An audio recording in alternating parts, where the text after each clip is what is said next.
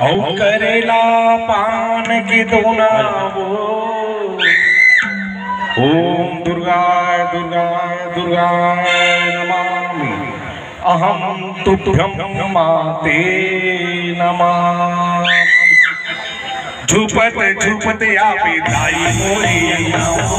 झुपत झुपत आवे दाई मोरी अण्णाओ। झुपत झुपत आवे दाई मोरी अण्णाओ। झुपत झुपत आवे दाई मोरी अण्णाओ। आमा पान के पतली करेला पान के दोनाओ। आमा पान के पतली करेला पान के दोनाओ। झुपत झुपत आवे दाई मोरी अण्णाओ।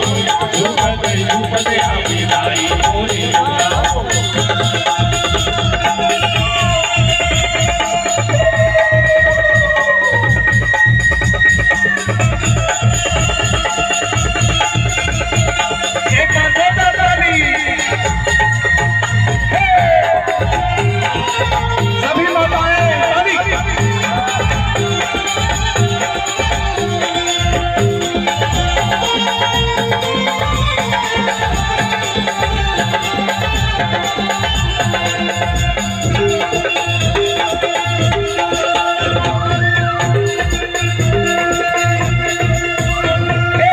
रताला देखो तोरी कर कमलना। रताला देखो तोरी कर कमलना। रताला देखो तोरी कर कमलना। रताला देखो तोरी कर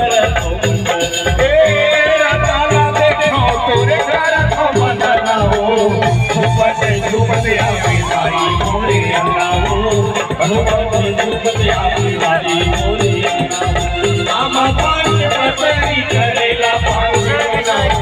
आमा पान के पतली करेला पान के दोनाओ।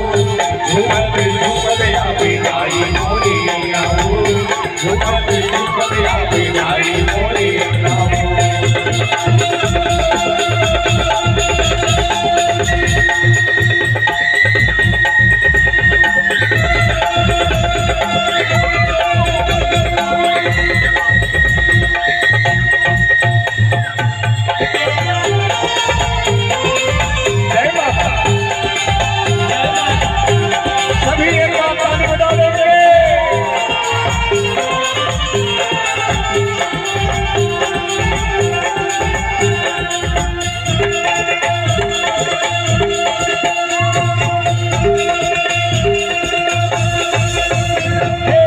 छम छम बजाती बेदाई तोर कोई कन्या।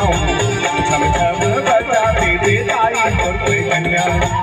छम छम बजाती बेदाई तोर कोई कन्या। छम छम बजाती बेदाई तोर कोई कन्या। झुपत झुपत आवे दाई मोरी अण्णाओ। झुपत झुपत आवे दाई मोरी अण्णाओ। आमा पान के पतली करेला पान के दोनाओ। आमा पान के पतली करेला पान के दोनाओ। झुपत झुपत आवे दाई मोरी अण्णाओ। झुपत झुपत आवे दाई मोरी अण्णाओ। झुपत झुपत आवे दाई मोरी अण्णाओ। झुपत झुपत आवे दाई मोरी अण्णाओ। झुपत झुपत आवे दाई मोरी अण्णाओ। झुपत झुपत आवे दाई मोरी अण्णाओ। ओम दुर्गाय दुर्गाय दुर्गाय नमामि। अहम सर्वे देवी तुभ्यं नमामि। ओम शांत माता।